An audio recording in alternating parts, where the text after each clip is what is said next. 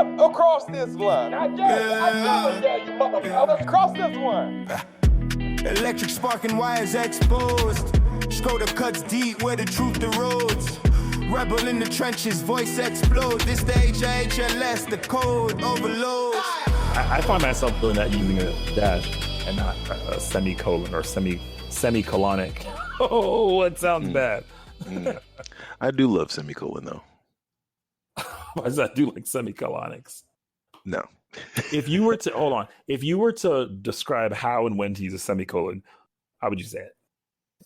In the place of a conjunction between two related don't look it up. phrases. No, because I don't want to say phrases, but I'm trying to think of what the word is. I know you know it. I know, and it's bothering me because now, of course, in like midnight or something, I'm gonna be like, this word. I starts with the I. I'm sure it does, but it's not there. IN.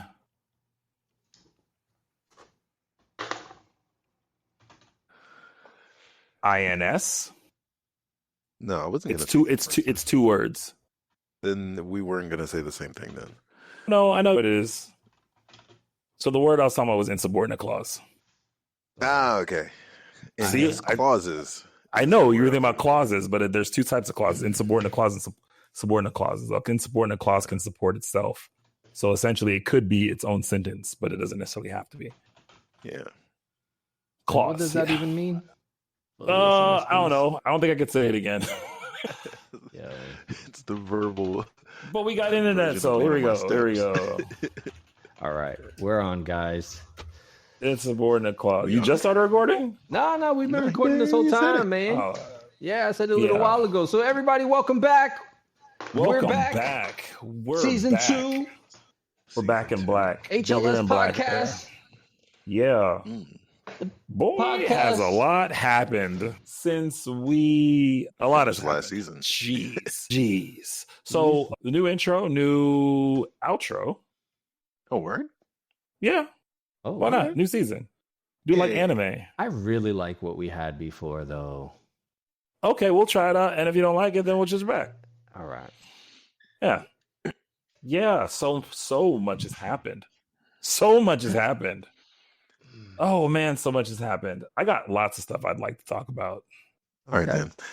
Welcome to the podcast, ladies and gentlemen. This is Habitual Line Steppers, late to the party, to that point. The podcast that never was, Radical Teddy and Friends, Her Latest Seduction, Happens Like Sundowns, Haters Loving Side Notes, or Semicolon, Name Pending. I am the Rebel Alliance. I'm Scrota. And I'm Electric Thunder. Suspense. Welcome back. Welcome Hey. back. We've survived mic issues, the plague, Jeez. and travel schedules. The literal plague? I don't know what you had. Oh, I had gastroenteritis, likely caused by a norovirus. And I know that because I asked Google. My wife rolled her eyes yeah, sure. Okay, you probably did. I don't know, whatever. As opposed No, it was norovirus. It was a norovirus. that you live with. She's like, whatever you do, it's the same treatment, which is just wait till you finish it. And so, Better or worse, or Google. yeah, we're good. Everyone's all healthy and stuff, and that shit sucked. But yeah, I'm excited, and when I get excited, I often jump the gun a lot, and I'll start cutting people off and shit. So I don't want to do that. So does anybody else want to talk about something? Premature exposition. The thing. Because I want more. You know what? I got a fever. The only prescription, which is, I don't know if that's the thing, but that's what the skit says, is more electric. I want more electric this season. All right. Okay. All right. He's queuing up an Overwatch right now. You want more electric? What? You Why? No, I am not. He's not. But you're about looking to at say. something. I can feel you looking at something else on your screen. I was talking to someone recently, and they told me the same exact shit. Like when I'm on the phone, they can tell when I'm scrolling. They're like, Oh, "I'm not yeah. even scrolling right now." Like the silence, it sounds crazy, but the silence sounds different. That makes Wait, sense. silence sounds different. Yeah, the silence yes. sounds different. And I'm not an energy person, but yeah, you can pick up on stuff, man. Especially because he actually actively listens, which is, Yes. you know, when you make those little or yeah, or whatever iterative sounds that display, I'm paying attention. Yeah. Maybe that's maybe there are micro cues that I'm picking up on, but don't notice, so I can't articulate. Damn, and you're not even That's seeing what- them and you're picking them up. That's crazy. I'm actually looking at monitors. I pay a lot of attention to what people say and how people say it and tone and stuff like that. Probably too much, but yeah, I do. And if you don't know that, there's a whole season 1 you can check. Ooh, so my wife showed me this video of this kid in Houston who had, this is a sad story, but whatever. This kid in Houston who got, this lady was shopping in a shopping cart and shopping in a shopping cart. She had a shopping cart, had a kid in the shopping cart. Somebody ran up on her, pulled up on her, stole her kid and dipped right in front of her. And then, and yeah, it's like maybe like 2-3 months ago. And so she was on TV and they were like, yo, someone stole my kid, crying and stuff. And then the dad was like, yo, if you got my kid, just bring him back. And I was like, nah, they stole that kid. They killed that kid. And my wife was like, wait a minute, how do you know? And I was like, wait a minute, they did? And so she showed me like another report from like 2 days later of, yeah, the kid was found. They killed the kid. She's like, how did you know? Because the lady wasn't believable. She wasn't believable at all. She was crying, but there were no tears. And then the dad, the thing that tipped me on more than anything was the dad. Wait, The hold on. dad- So listen. you're saying, the parents were saying that the kid got kidnapped, but the parents were the Yes. ones that unalived the kid. Yeah, the kid had special needs, and it was probably just hard for them. They probably like, yo, this is the best solution. Sad, And man. so the thing that tipped me off the most, and we're all dads, right? If you say that to a camera, like if you have my son, just bring him back. There's a level of like, I'm burning my eyes into the soul of whoever the fuck has him who might be listening. And I want to go like Liam Nielsen. Like bro, bring his ass back. Cause it's not going to be good. Like there's a level of like anger and frustration and desperation and like willingness to ignite the planet on fire. You know what I Pretty mean? much. And he did not have any of it. I was like, nope. You can bring him back, or I can find you. You could be crying and saying, please just bring him back. And and I'll be able to be like, yo, he's crying because he doesn't know what the fuck he's going to do.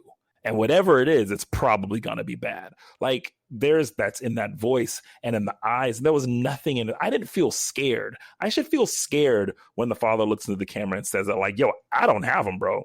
Yeah. And he just didn't have it. That was the biggest tip off to me. He's like, nah, bro. Yeah, sure enough.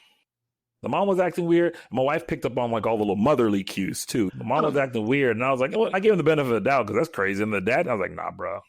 I already know, God forbid, were I ever accused of anything, I don't have the right social cues to not make myself seem guilty. You know what I mean? Like, You use like triple negatives. I'm trying to go back and reconstruct it in my head. What'd you say? the way that I am would make everyone think I did the crime. Oh, you've played Among Us with me. Yeah, exactly. Oh my God. I didn't do it. Oh no. Yeah. It's even worse now because in season 1 you were like, if I had power, I'd be a supervillain. It's like, oh Yeah. no. Man, I could never be accused of something like that because I already look crazy. Like, if I ever came out in a mugshot, I'd probably look. They probably use the worst mugshot. I've seen my passport photo, bro. I look like a straight terrorist in my passport photo. I'm like, yo, this is crazy. Like, I really don't want to go to another country really with that passport. I feel like they're gonna be like, just off the photo, bro. Like, what's this guy doing? Hey, next time you come over, ask me to see my passport. I'll show it to you. It's wild. It's one of those like hindsight of 2020 because it's like you don't want to just straight up discriminate, but then sometimes you see like the mugshot and you're like, word, y'all let him do this. Exactly. But they do that on purpose. They do that on purpose, though. Wait a Absolutely. minute, Brent, have you seen my passport picture? Apparently not. I would have Bro, I'll instantly send it to you. agreed with you. My passport picture is a black shadow. It's just a shadow of me. And you got to look real hard to see any facial details. And I was going to Japan, right? It was the first time I went to Japan. I was like, I need to go. Listen. Half of that. Listen. I was going to Japan and I needed a passport real quick. I was in Los Angeles. So I was like, okay, they got that. The office in San Diego does them super fast. Like you get them like the same day or next day.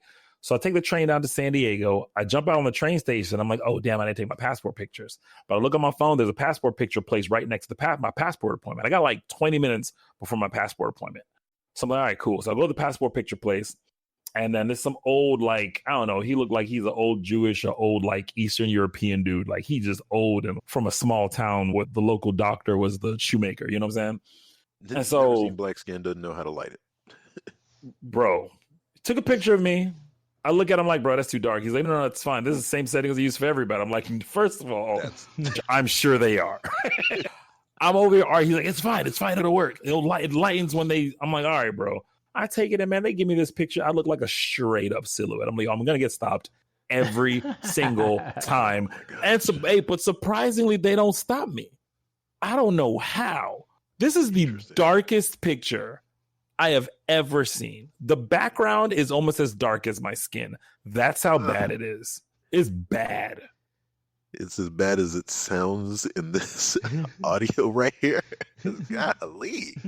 Just out of context. That can't stand. We got to bury this whole audio clip. Man. Wait, hold on. What if you visualizing and seeing your photo is like the same way we hear ourselves for the first time on audio?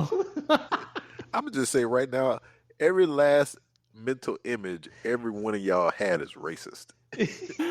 I bet you even though it's racist, it'd be accurate as hell. Holy shit. Bro, straight up, you can only barely see the white in my eyes, bro. It's bad, dog. It's bad. I might even put it on Instagram. That's how bad it is. What's it gonna do? What's it gonna do? Cat. Horrible, bro. AI facial recognition is just like, nope. Anyway, speaking of Jewish people, habitual line steppers. We going in hot for season 2, bro.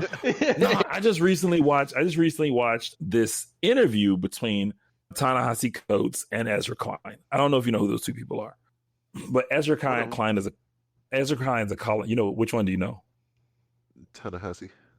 Ezra Klein is a columnist for the New York Times, and I think he either owns or like has a substantial stake in Vox.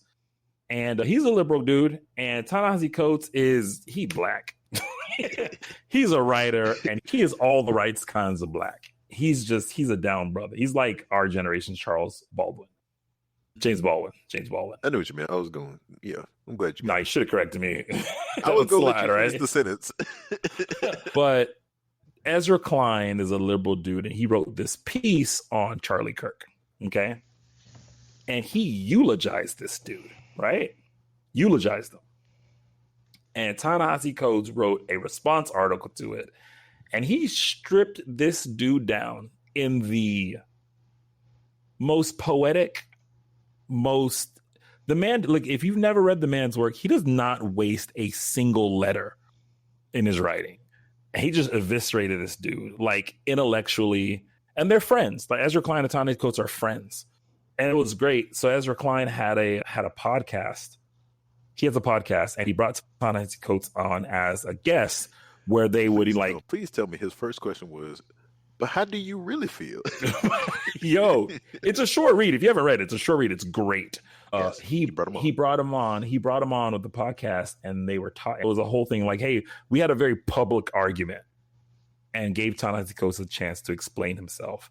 And I don't want to ruin it too much for people who haven't seen it, but like it's fucking fascinating because you can very clearly see what privilege looks like and what a person who just doesn't get it, like what that looks like.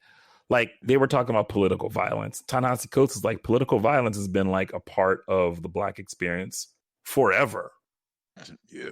And he was like, what do you mean by that? And it seemed very performative from Klein. It seemed like he just wanted to say, oh, we met on the same page. But like, this is, without getting too political, this is my problem with liberalism and centrism, because it's just like, he was to ask directly, hey, where's your line? And he was like, I don't know. Also, I like how it's weird for America to be like, oh, political violence. It's like, but come July 4th, y'all are celebrating political violence. Yeah, exactly. You know what I'm saying? So, but yeah, if anybody listening out there, they haven't seen it, you go, it's like a little trilogy. You treat it like a trilogy. Go read Ezra Klein's comment, like his article in the New York Times. He says Charlie Kirk was practicing politics in exactly the right way. That's the quote, right? Ooh. Yeah. Go read it, right? It's great. And then go read Ta-Nehisi Coates' response, and then go watch the podcast. And then come back here and comment what you think about it. Because when I say fascinating, we went to a liberal school in the Northeast. This was like our experience at school. Just fascinating. And coming from Klein, like a very outspoken liberal person, it was pretty cool. Anyway, that's just summarizes like 4 stories in one. But that was amazing. And like, if you haven't seen that, you should go check it out. It's fucking awesome. Yeah. I can't help but juxtapose that to government shutdowns. So it's like, meanwhile, this is what the liberals are doing. Yeah. Anyway. We had Electrik. We currently have a Still shutdown scrolling. in the US, right? So like our government is shut down right now. So what does that mean? That's what I was just about to ask.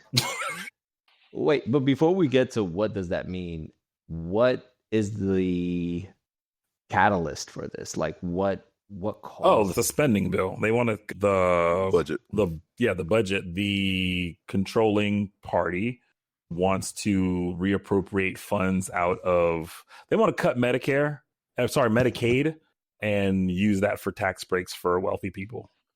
But they can't agree on that, so they're blaming the other party. So like, yo, you got to take that out. Even though the other party's like, we have nothing to do with this. Y'all run everything right now. Y'all got to agree amongst yourselves. Imagine like if you were in the backseat of a car while somebody's taking their driver's test, and you know how there's two steering wheels when there's like the driver's the instructors. Yeah. And they couldn't agree. That'd be like them blaming you for them getting in the crash. I'm in a backseat and y'all both got what? Both of y'all had steering wheels. I had a seatbelt. Yeah, so that's the big crux of the issue. Is just anytime there's a government shutdown is because they can't approve the spending bill. If you can't approve the spending bill, you can't pay for anything. You got to approve a budget before you start paying for stuff. Yep. So, and that's ironically, nothing gets paid for. Nothing gets paid for. And so now it's basically, think of it like a strike. Who can hold out the longest kind of thing. Yep. So that's it. That's what it is. I want to pay for this. I want to pay for this. Well, you know what? Then nothing gets paid for. You and your family can't agree what bill to pay for, so none of the bills get paid. Yeah. And then you go, no, it's not that, but yeah. And then you blame the kids. What is the I forget, I don't even know how to form this sentence. The vote that happens every 2 years, primaries, is it called? Midterm elections, you mean? Yeah, midterms. There you go. So midterms are coming up, right? Yes, sir. All right. Yeah, the campaigning for them is going to begin pretty soon. Okay. Because starting next month, it's a year from votes. But to that point, there's primaries and everything. So, yeah, the thing that people always forget, because people are always like, how come I only get to pick between like these few people? It's like, actually, you had there's like elections. 50 people. Multiple. And like 12 ballot measures you could choose from. That's what I liked about California, man. There was always ballot measures that like would impact your community like the next day. Not the next day, but like the January 1st. They do a really good job of letting everybody know, hey, y'all better vote on this because it's going to affect you. Whereas most folks don't pay attention until it's too late. And then it's like, wait a minute. My only choices are pineapple on the pizza or sardines? Wait, how come I didn't get this out before? I think pineapples, bro.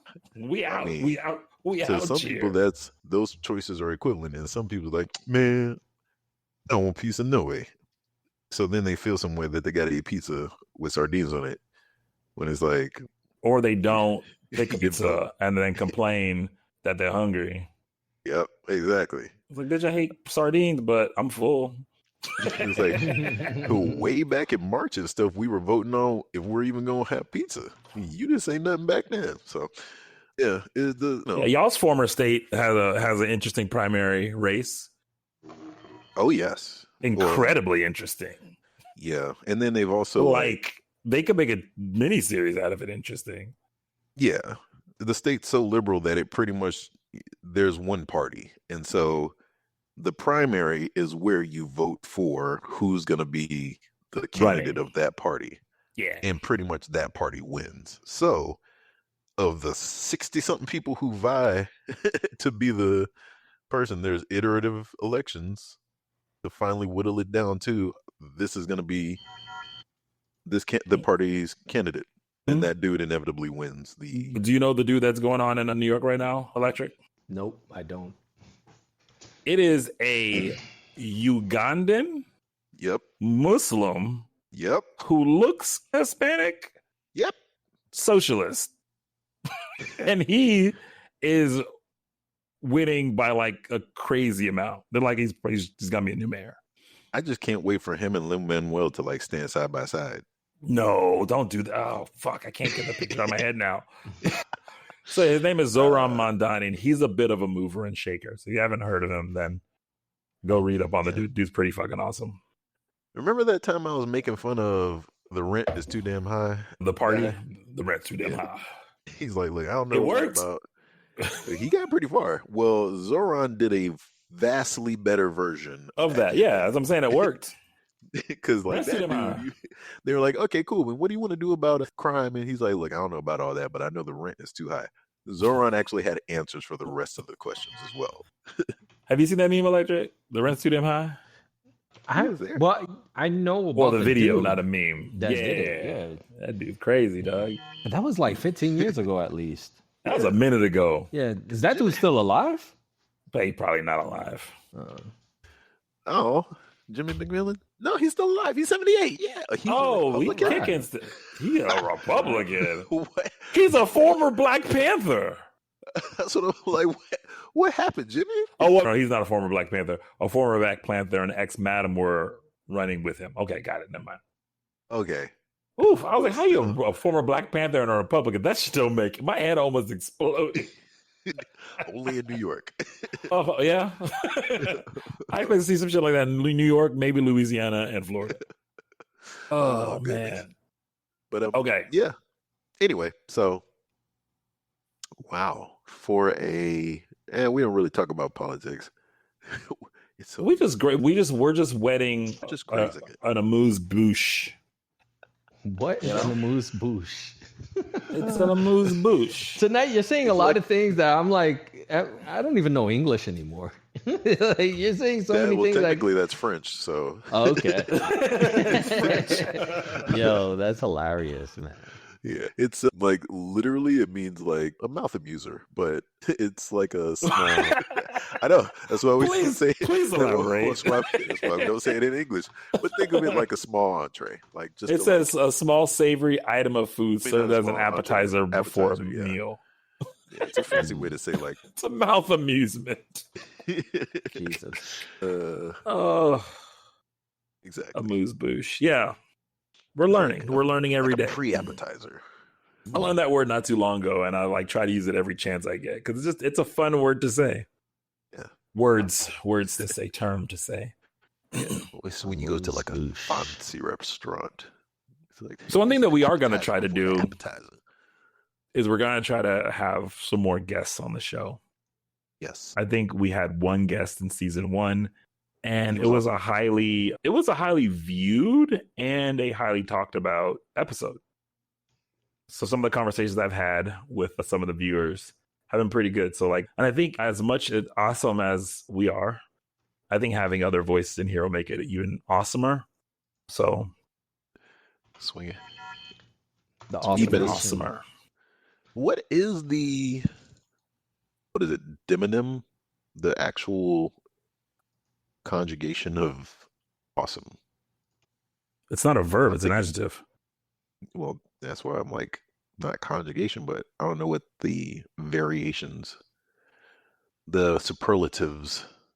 More awesome. No. Yes. No, What do it you has to mean? be. No, it's Oh, more awesome. Well, that wouldn't be the superlative. The superlative is The most awesome. Yeah. Yeah, exactly. Yeah, All complimentative. right, cool. Just making sure. So you've tuned into the grammar portion of the HLS podcast. We have to have one. We have to every time. We threw out a amuse-bouche. Come on. The thing I wanted to talk about. Yes.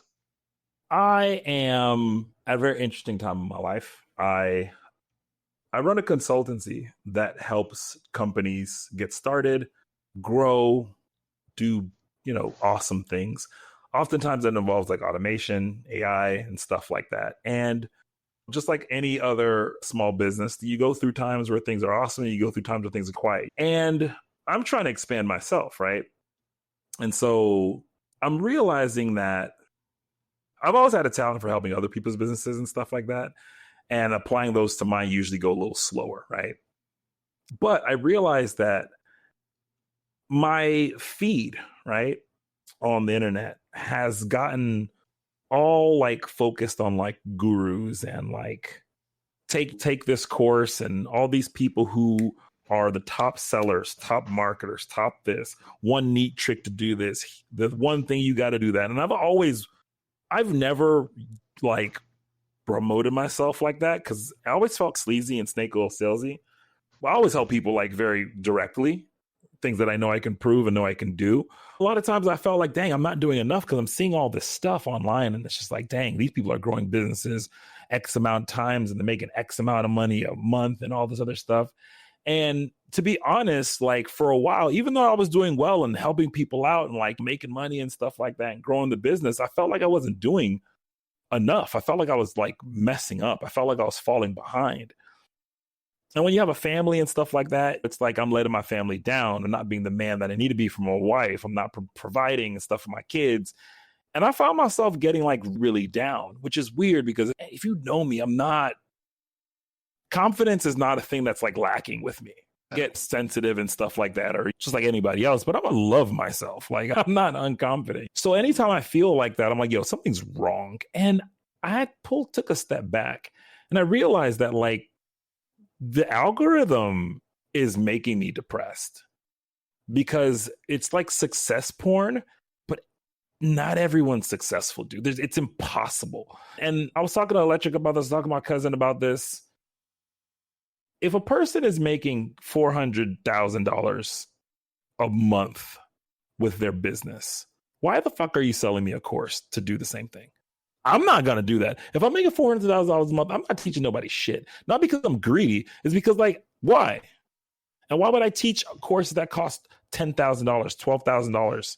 My cousin, he got this course on like growing businesses and stuff like that. He got it for like $5,000. But he never really finished it or whatever. So he said, hey, man, I got this course that lines up with some of the stuff that you're doing. Maybe you'll like, take interest in it. So he gave me the login and passwords to it. And I took this course and I was like, yo, this is stuff that I guess is good, but like I could find this on my own. And I get it. Sometimes you pay so that people will just tell you stuff you can find out by yourself because you're trading time for money, right? But nah, man, this is bullshit. Like I would pay maybe $200 for the content in this course, not $5. And it's just thing after thing. And one of the reasons I don't do social media very much is because of that. But I told myself I needed to start getting on LinkedIn a lot more. And I found that LinkedIn is like Instagram, but worse. Because all LinkedIn is promoting your success porn. That's it. And so the pendulum swung all the way around and I've started to find myself getting disillusioned because it feels like nothing is real anymore. I don't know, that sounds really alarmist and cliche, but it's like I go to a website to look at a review for a product that like does like certain writing for you. But then why would I trust those testimonials to even be real? You know what I mean? Yeah, I know. Like, what's my source for truth to determine if something is valuable or not? And then I watch all these marketing demonstrations. They're like, no, it's about selling perceived value. What the like? So where's the value? I can't get behind that. So yeah, I mean, I don't know what you guys' experience or intersects with that, because I know it can't just be me, man. It's What you just said, you said a lot, and a lot. I did, my bad. No, what I'm saying is, you nailed it. Like, you really nailed it. So much that I see online now. I'm so sick of social media now because everybody's a guru, everybody's an expert, everybody's selling something, right? It even gets to the point where I'm looking at something and I find it interesting. And then once they say, like, oh, are you going through this? I know when they get to the last product, it's a product they're selling. It's a product that they're an affiliate marketer for. Of course. And I'm like, damn, like, you can't even look at social media now just for entertainment purposes, unless it's a meme or something funny. And what did you call it? Success porn? Yeah. Yo, that is such a big thing. Like, everybody's pushing the get rich quick. Take my course.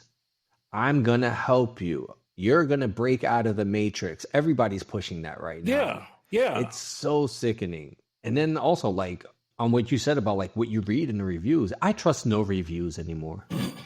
And I've trusted no reviews for at least 10 years. Like, unless it's like verified purchase, you know what I'm saying, from like a reputable source. Unless there's a way that I can like find the source, and other than that, no, man, fuck it. That's bullshit.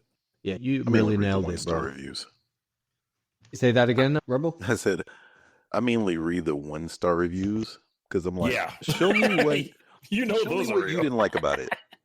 Show me what you didn't like about it, and I want to see if this is a legitimate issue or you just user error. You just don't know how to use it. Most of the time is that. Exactly. Because if I'm like, oh, you were using it upside down. Okay, cool. Like, I'm gonna get this. And all the 1-star reviews are just carrying stuff that I read a review for somebody who got something that was broken when they got it, and the supplier was like, "We didn't ship it to you. Like, that's the shipper." Like, you think we like packaged like a? It was hilarious. You think we packaged the broken thing and sent it to you? We'll send you another. Just say that. You know what I mean? Yeah. But I don't have a problem with people selling stuff because everybody got their own thing. But it's the fakeness involved in it that gets me. And it sucks because as I have an AI course, I'm trying to sell my AI course. I'm trying to sell my AI service. So if you have all these snake oil salesmen and they have somebody like me who's like, yo, here's some stuff that's going to help you, it just gets lost up. And it's almost like the good guy at the club. You know what I mean? It's like, how do I stand out from all these charlatans?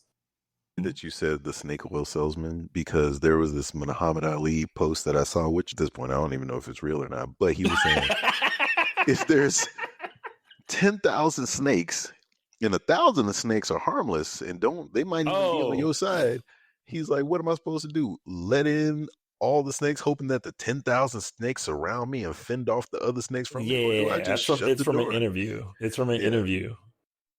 Yeah, where he was talking about allies versus non-allies. Yeah. Exactly. He was like, I don't know if this snake is on my side or not. Yeah. And I'm trying to train they haven't been, so. And I'm trying to train my kids to like, yo, if you hear it one day, then just turn off. Just stop. That dude, nope. The voice. Nope. You know what I'm saying? Did you know? No. Nope. Switch. Which is crazy because there's so much good AI like voice and speech and stuff that it's like. The other thing is now that you have VO3, which I'm a giant fan of, and I use VO3 quite a bit, right? There is a audio effect to how the sound in VO3 sounds. It's like they have two different versions. They have like a low fidelity voice and a high fidelity voice. And the high fidelity voice is 4 times as expensive as a low fidelity voice. So if you see those VO2 things, listen to it. It sounds like you're listening to the audio and someone's putting a phone up to the speaker and you can hear it. There's a very specific audio effect that just, it ruins it for me because like for my thing is I make a lot of AI content. If the content's not funny, right? If it's not supposed to be funny, if it's funny, then I don't really care. I don't judge it. But if it's supposed to be serious, then like, don't be lazy. But the thing is, like, people do this stuff and they do it lazily, and apparently it works. I don't know. I don't even know if it works. because I don't know if these people are broke, rich. CoffeeZilla was a creator that used to like take courses and tell people what's in the courses. And it's just like, bro, I'm trying to train people to like not listen to all that stuff and not be able to identify what that BS is, because it got to the point where people are like, yo, don't send me any tech links. Don't send me any one weird trick. Don't send me any of that stuff. Cause I'm all porned out, dude. Yeah. The course that you brought up, the flip side, or I don't even want to say devil's advocate, but the problem is there is legitimacy in the concept of a course where it's like everyone's time is valuable. So the person who's giving the course, he's like, look, I could, like you do, you go direct. And so it's like, you could say this 100-something thousand times, or you could get these people in a room on a scheduled date and be like, here, this is what I'm trying to tell all of you, because all of you need to hear the same thing. Cool. Yeah. At the same time, especially when it was physical meetings, you don't want the physical location filled up with people who are just like, oh, I just want to come, but I might not use this. Like, yo, I want you to, if I'm going to teach you this and I'm going to use my time, I want you to use it. So I'm going to put a price on it to see if you are really about this life. Yeah, a paywall. Yeah. Yes, exactly, a paywall. And that's what people do with perceived value. Yeah. I'm gonna put a $5,000 course, and then I'm gonna make you feel bad, like you're stupid if you don't take it. And I'm gonna show you the secrets. They get a room of friggin' 50 people, you know what I'm saying? And then they skirt off with that. And then the content is just so whack. And then it's like, well, they're not wrong. The content's not wrong. Essentially, the one of the course that I was taking was about growing an agency, because I'm trying to grow it. It just came down to like, yo, just cold call a lot. What? Yeah. If you cold call thousands of people a month, your business will grow. I'm like, okay. No, like don't. Like, that's not.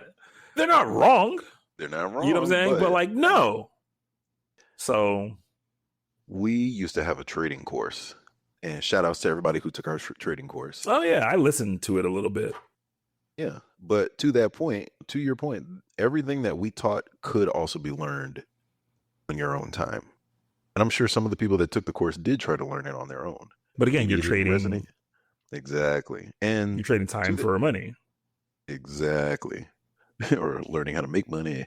But yeah, to that point, I think there is some of that where, yes, we just want to cut out the fluff, cut out all the nonsense. Give me this. The only problem with that is, yes, there's so many snake oil salesmen. And I think to that point, the ability to discern legitimate expertise from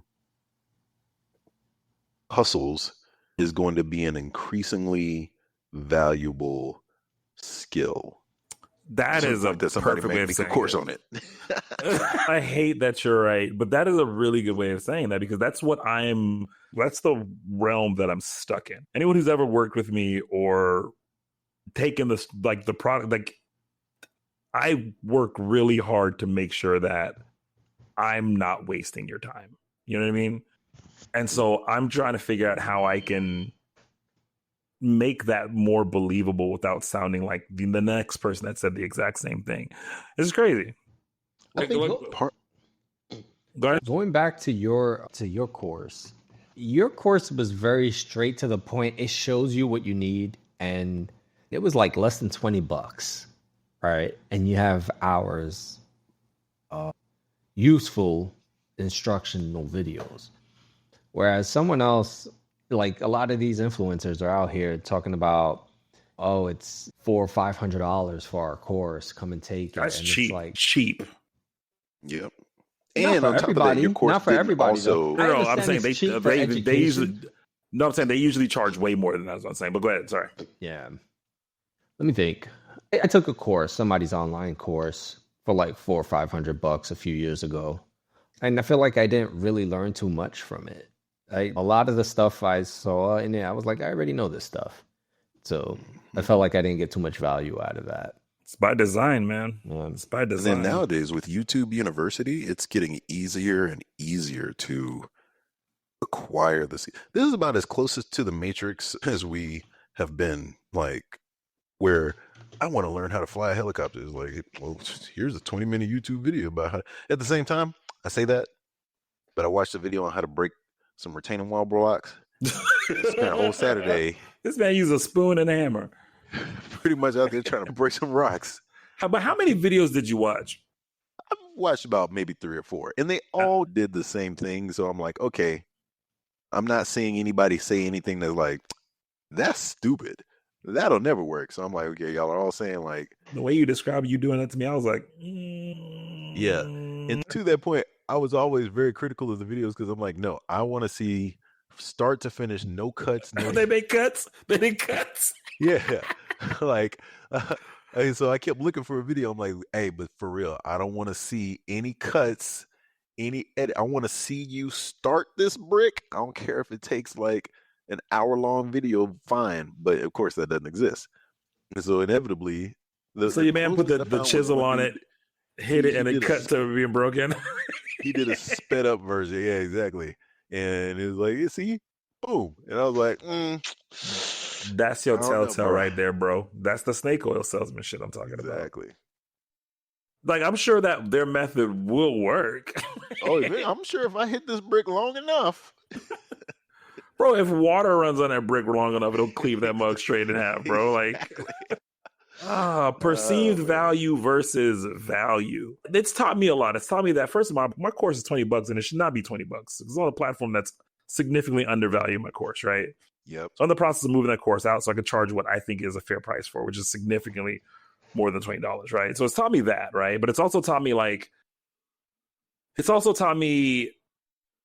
this will work for people selling bullshit. So will it work for me selling real shit? You know what I'm saying? So, but also taught me that to make sure that I'm investing more so into my network and retention and like customer success. So those things I learned indirectly from those courses and stuff like that. But I guess that's the whole thing. It's if you get robbed, did you learn something? And then you say, I learned something. The robber's like, see? Don't go down this street no more. I actually got robbed before. And I did learn from that. I was a dumbass kid. If the robber came back to you and was like, see? You guys want to hear that story? He came up to you and was like, see, yeah, for sure. What's up? How you get robbed? All right, so I must have been in like 4th or 5th grade or so. And there was this kid. I had just gotten this pair of rollerblades from a friend of mine on my block that he had lent me his rollerblades. He never wanted to learn how to use them. He got them. And he's like, yeah, you could use them. So I used to always go to this park in Manhattan and go skate. And sometimes like I'll see other people and they'll meet up and we'll skate together around the whole park. So there's one day I was all by myself. So then I met some kid and this kid was like, yo, we're going to go down to McDonald's over here. So I'm like, oh, all right, cool. He's like, yeah, I got like back in the day, you could buy McDonald's with food stamps. So he said he had some food stamps. So I'm like, all right, cool. And he said he was going to buy me some. I was hungry. So I was like, all right, I'm going to follow you. So we're going down. And then he takes like this long way. I'm like, why are you going this way? Like McDonald's is this way. We could go this way. He goes, no, we're going to go down to this one over here. I was like, all right, cool. So then like I'm on my skates. He's on foot. And then he's like, yo, let's go in here real quick. And it's like an abandoned building. I'm like, nah. I'm not going that way. I'm good. And I told him straight up, nah, I'm not going in there. I was like, let's go to McDonald's. Come on, we're going to McDonald's. So then he's like, all right, cool. So then he takes a detour. He's like, all right, we're going to go up these steps right here. So I'm like, but McDonald's is this way. So he's like, nah, but we're going to just go around this way. I was like. Is he talking hella loud? No. Nah, he was talking normal. And then I'm like, all right, cool. So then like my spider senses started tingling. And as we're walking up the steps, I'm on rollerblades. He's on foot. So then when we get up the steps, like halfway through it, he's like, yo, give me your book bag. I got a knife in my pocket. And he doesn't pull out the knife. So I'm like, he doesn't have a knife in his pocket, but I'm on rollerblades and he's bigger than me already. So like, I'm already fucked. So I was like, I'm just going to give him the bag. I gave him the bag. How you fucked? He's on foot. You on rollerblades. We were on steps. Oh, I didn't want him to push me down the steps, bro. That's smart. I don't even know what steps you're talking about, but if they're like the steps in the Bronx, them things is dangerous on foot. Yes. That's exactly what it was like. And it was like a secluded area Joker? All the way on Riverside. It was by Riverside Park, by close to Mhm. 125th. It was like between 135th and 125th. I just gave him the bag. This motherfucker looks through the bag. It was a Jansport book bag. He looks through the bag, takes out my sneakers. My sneakers were all fucked up with like holes in it and shit. He just dropped the sneakers on the floor and left with the bag. I was so pissed because for one, that wasn't my book bag. I thought he was gonna take the skates too, but he didn't even want the skates. I was like, all right, good. Yeah, he just bounced with the book bag, and I was pissed. Yo, for like a few seconds, I wanted to take a rock and hit him in the head with it. I'm glad I didn't. But I was so freaking upset. Oh, man. But Who was this dude? I don't know. I never saw him again. Rando kid. Yeah, Rando kid, man. That was the whole point. Man, I was like, man, from my ass being hungry, I got fucking robbed. So, Yeah, man, they I look learned on my that story, desperation. man. They play on that weakness, man. If it don't feel right, yo, listen to your gut. Yep. It ain't right, man. There's just a soullessness about this landscape right now that when you find those voice authenticity, yeah, it makes it feel a lot more better. So yeah. That's a problem where it's like, this is all falling into place way too easily. Yeah, I know, right? Oh, bro. I'm glad I learned it when I was like in 4th or 5th grade, man. Better than learning it as an adult. Because nothing ever happened like that to me ever again. I would see that shit coming a mile away. So I only have it in hindsight. Like in hindsight, I'm like, oh man, now I think about it, that all worked out perfect. Thank you, God. But like when I was going through it, I was like, yeah, hindsight domino falling is okay. Unless sometimes you like, man, why did that work so well? Charles Ponzi, the guy that the Ponzi scheme's named after. Yo, my returns are amazing. Bernie Madoff. Bernie Madoff. Yo, how do you? Oh, yo, you know who Bernie Madoff is, Electrik? Yeah. How do you? I mean, it's a confidence man. Yeah. You have the confidence that you just never like decide to like look at like the paperwork, and it's like, bro. That's what's kept so many people. folks out of crypto for so long right now. Is everybody's like, nah, fool me once.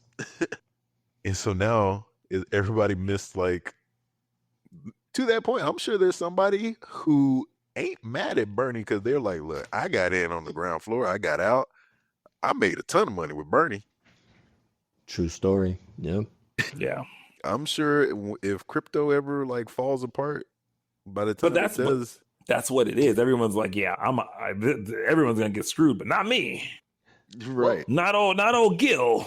Well, there's a lot of people that they're already getting the rug pulled. They've been already in a whole bunch of rug pulls with crypto. Yeah, they're addicted to that. It's like gambling. They're addicted to it. I think this would be the one kind of thing. Well, There's people. I know people who buy.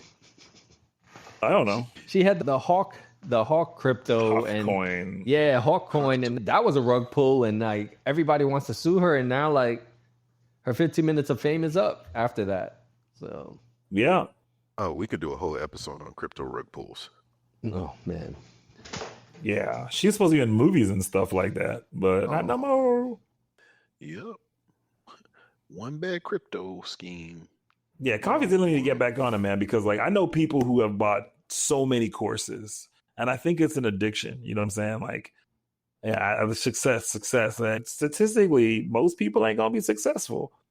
So that's why you can always shoot for success or what they consider success, but like people should always at least bare minimum aim to be okay. You know what I'm saying? Aim to be okay and have everything taken care of. Then once that's done, you know what I'm saying? Because success don't happen the way that people think it does, man. We talked about on this podcast before, a lot of it's luck. You know what I'm saying? Hard work only gets a lot of people so far. You definitely got to work hard. I'm not saying you don't, but like people think I got to do just one thing and boom, I'm skyrocketing. And that's because we celebrate these one-hit wonders like the Hawk Tua girl. Yeah. I think a lot of times for me, there is also the question is the classic, what's in it for you? So I always try to think of what is the benefit of you teaching me how to do this? Because essentially I'm going to be competition for you. Yeah. So what is the benefit for you making a classroom full of competition? Unless it is some type of business where, like, for instance, trading, where it's like the more people that trade the same way I'm trading, that helps. You know what I'm saying? How? It can move stock prices if you Oh, have yeah, enough people moving with you. Yeah. So Is there a more limit people that I until it teach- becomes not legal? yeah, exactly. Well, hey, as long as you don't like collude. Say, like, Okay. we just all have the same logic that I had taught them. Yeah. So yeah. Well, like, to answer that question, like, what is it in for you? So for me, it's like you get to learn stuff. I'm happy about it, and I get an additional source of revenue. But I'm telling you, if I'm making $300,000 a week, I'm not doing that shit. I might put like a video up and just be like, you know what I'm saying? But I'm gonna focus on the thing that's making me the money.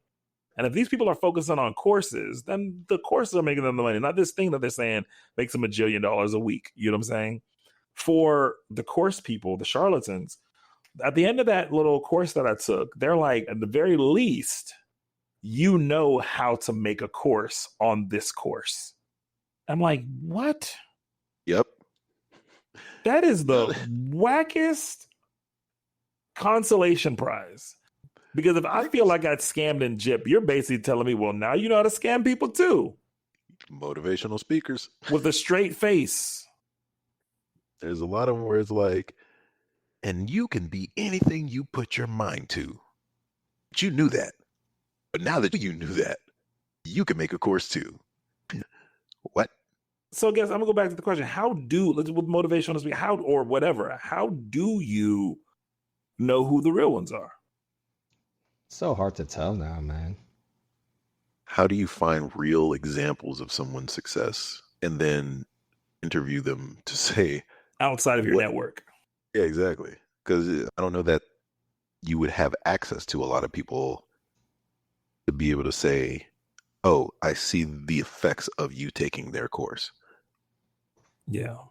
Okay, I'm gonna solve this mystery right now, okay, for everybody, including myself. So there's 5 markers that you look for. I'm gonna do my snake oil salesman. Exactly. Bit, but it'll be legit. There's 5 markers that you want to look for when it comes to authenticity. Number 1, confidence in what they're talking about. Anyone who knows what they're doing is confident. I tell people all the time, the only reason you're afraid of doing that presentation is because you think that you can't do it. But if I told you to stand up in front of like 1,000 people and tell me like what your first birthday or your best birthday was, you just go off because you know it like the back of your hand.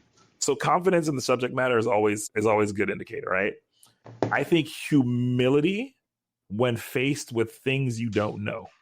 I think part of the corporate or business culture says that when you don't know an answer to a question, don't say I don't know or don't guess. Be like, let me get back to you on that one, or deflect or whatever. If someone says, I don't know the answer, that's a good ass question. Let me figure that out and then get back to you on that. That's humility and that's honesty. And I think that's a hallmark of somebody who actually wants to talk, engage, and actually cares about the person that they're talking to, as opposed to just seeing them as a dollar sign. Right? I think that transparency is another big contributor or factor. If you're selling me a product and I don't know what's in that product, you're selling me a black box, no, I'm done. Can't do it, right? I want transparency. I want to know what I'm buying. Does the perceived value matched up with the actual value? If it does, then I should be able to look at the outline. I should be able to look at the curriculum and stuff like that and be able to be like, this is what I want. Let me stop you right there. And if you want to hear the last 2, then fire. I'm kidding. But that's it. Like the bait and the hook. If there's no bait in the hook, if someone's like, I guess that goes into transparency too, but actually laying things out bare, that's always good too. And then also like a dry mouth is what I look for as well too, right? Guess what I'm starting to look for now. What I mean by a dry mouth is I don't want no thirsty ass motherfuckers running around like, you got to do this and just trying to just wrestle down the sale. You know what I'm saying? Yeah. Because people who wrestle down the sales are salespeople. And a lot of times I'm learning stuff. I don't want to learn from salespeople. I want to learn from like marketing experts or a sales professional, not a salesman. You know what I'm saying? Why so are if you it's like, look, insulting me? yeah, here's the value. That's what I got, bro. But some people do the opposite. They'll be like, here's the value. If you don't want it, shit, just struggle on your own then. Fuck, I don't care, asshole. You know what I'm saying?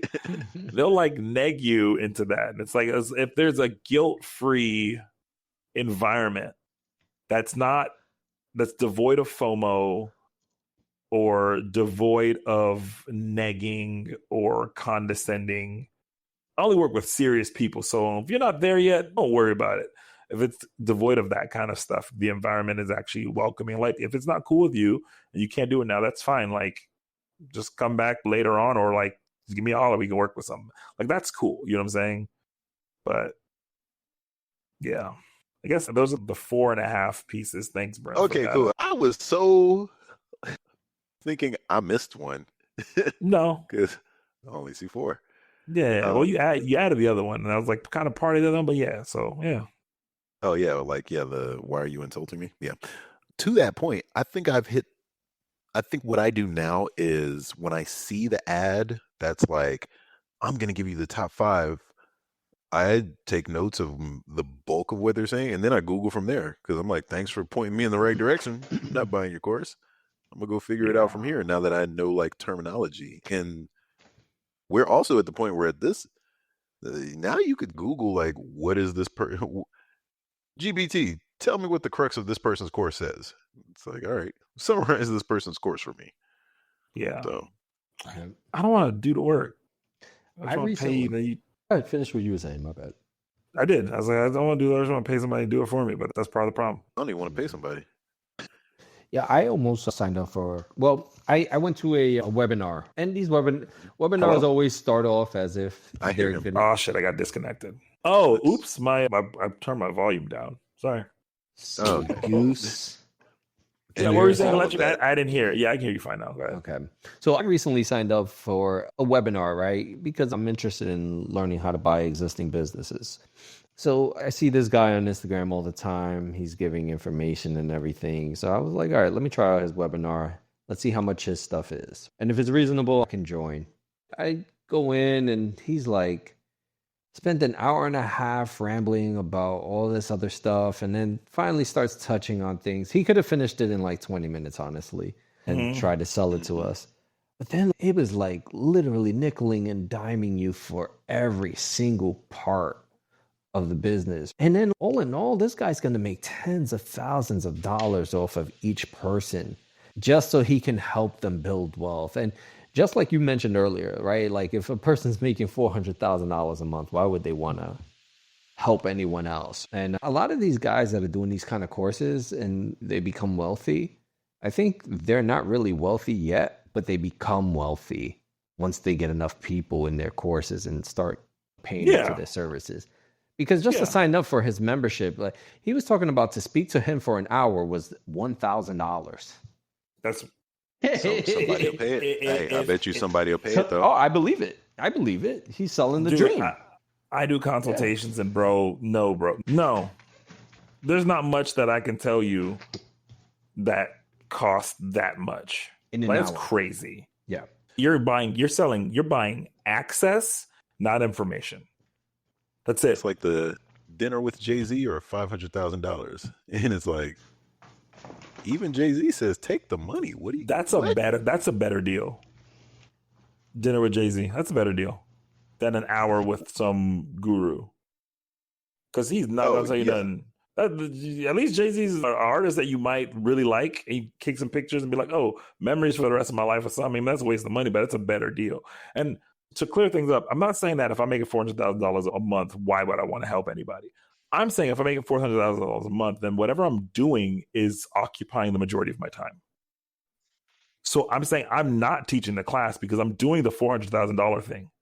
You know what I mean? And you can have courses and stuff out, but like you said, they're wealthy from the stuff that they pull in, and then they become wealthy.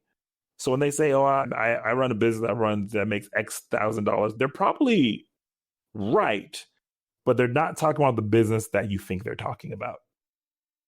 So, yeah, there are very few people who could tell me something in an hour that would be worth more than $500,000. I don't think there's anybody on the planet that can. Do you agree? Unless it's some insider trading, like legal advice. Legal advice. You know, like I'm not going to be guilty. Don't say pull a Pelosi, say pull a earshot. Congress. I just happen to be in earshot of y'all deciding to make this deal. Look, you a congressperson, you make the laws and you ain't insider trading? Come on, bro. Get out of here. There's a guy right now who just got caught on camera making trades as they were about to vote. And I'm like, yo, there are already sites that Capital Trades follows sites, the trades of Congress people. So I'm like, yo, let's just copy this dude's trades. Whatever he's about to make. Why does this person go all in on this thing? Oh, this senator, yo, he'll go down for insider trading. The rest of us will just be like, well, man, I thought he just had a tip. I thought he just had a good inkling. His ear was itching this morning, so you know what that means. I don't know if this was a trade that he knew something about or just a trade that he felt like, what? If God told him to do it. Exactly. God is my broker. I shall not want. I just gotta really mess up that. I'm not gonna say it though. Step over that line. There it is. But nah, bro. Nah, bro. Nah, listen. There's lines that I can step over, and there's lines that would make everybody else on this podcast very uncomfortable. Yes, I so out of respect for my coworkers. Thank you. Look, I am a reformed line stepper, okay? I am very comfortable right now. I am not trying to fumble. There's a level of autonomy I have that allows me to step over certain lines that other people might not be able to. Yes. Well, yeah. Well, I'm glad I'm back. I'm glad we're back. I've been itching for some more virtual time with you guys. Yeah, I missed y'all too. So, Yeah. Not that we've actually seen each other in real life, but yes, we haven't had uninterrupted time to expound upon random thoughts. damn, we even talk about Dame Dash on the Breakfast Club. Yo, Black Trump vibes. No, I don't. It's not that he. No. Look, there are I think we've all now been exposed to narcissism. Yeah, is he a narcissist? Yeah. In a way that we've never been before. And thus we all associate it with Trump because like, yo. But that said, anytime I see narcissism in other individuals now, it gives me the same vibe because it's the same. Oh, nah, I lived in California for 20 years, bro. Oh, yeah. And all these gurus are narcissists, bro. Not to mention, like, I used to be a musician, so True. You have to have a certain mentality to step on stage with a microphone and believe that everybody needs to hear you. I think that's understandable. And to that point, you have to. You will not be able to do it successfully if you don't have at least a bit of that inside you, or if you can't tap into a representative of yourself that has that mentality. It's like the whole Beyonce Sasha Fierce thing. Same thing with fighting. If you told me like in real life she's very like to herself, she's an introvert, whatever, but like when she steps on that stage, she has to break out Sasha Fierce and do her thing. I completely understand that. I'm the same way. Am I a hermit? Yes. Give me a microphone on stage, will I do my thing? Yes. Two completely different sides of me, both necessary. Same thing with fighting, man.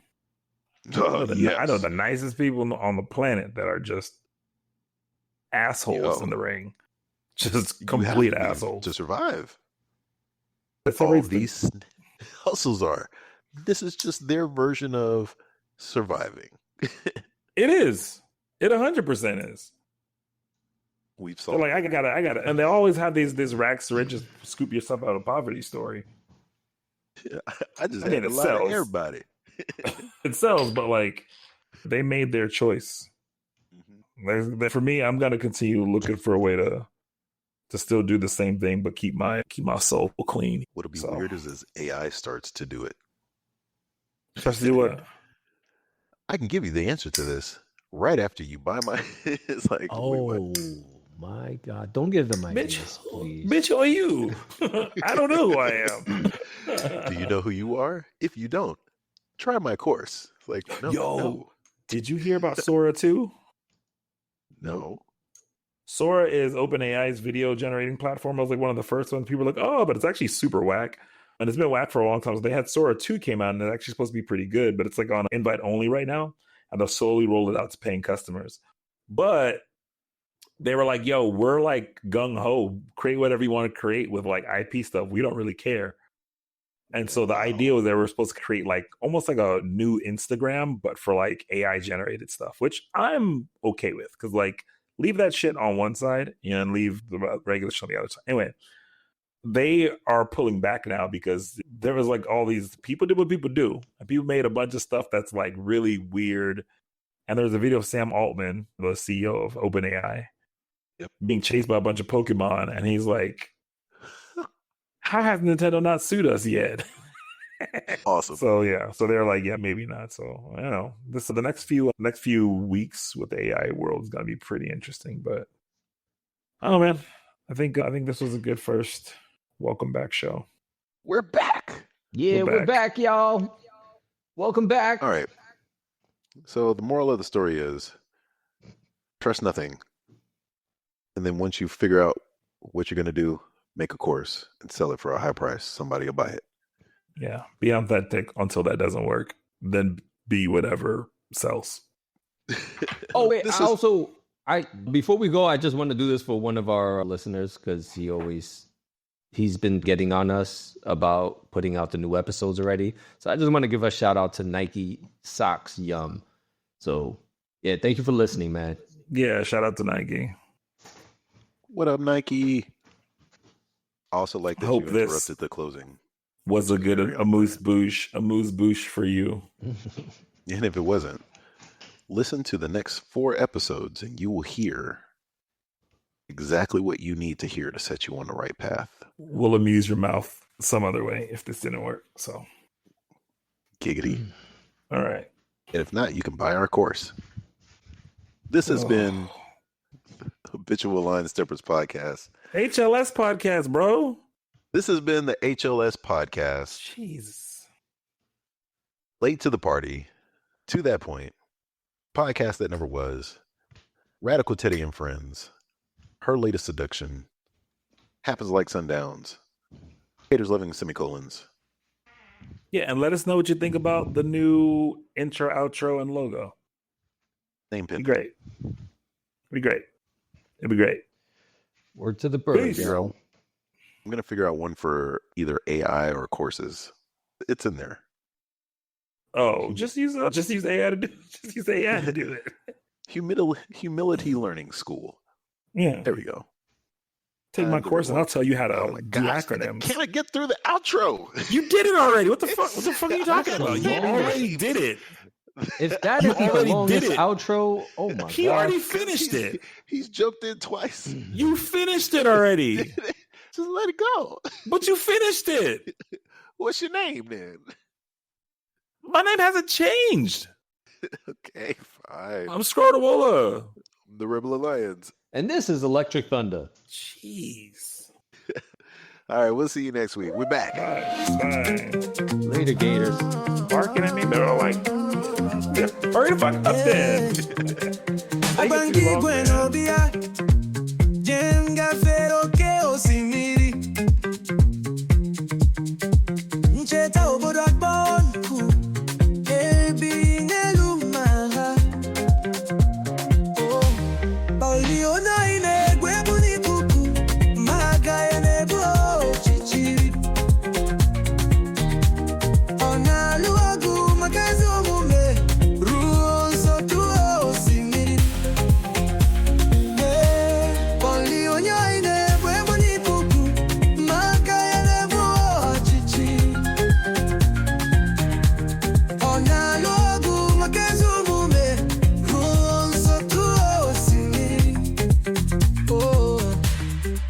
Pues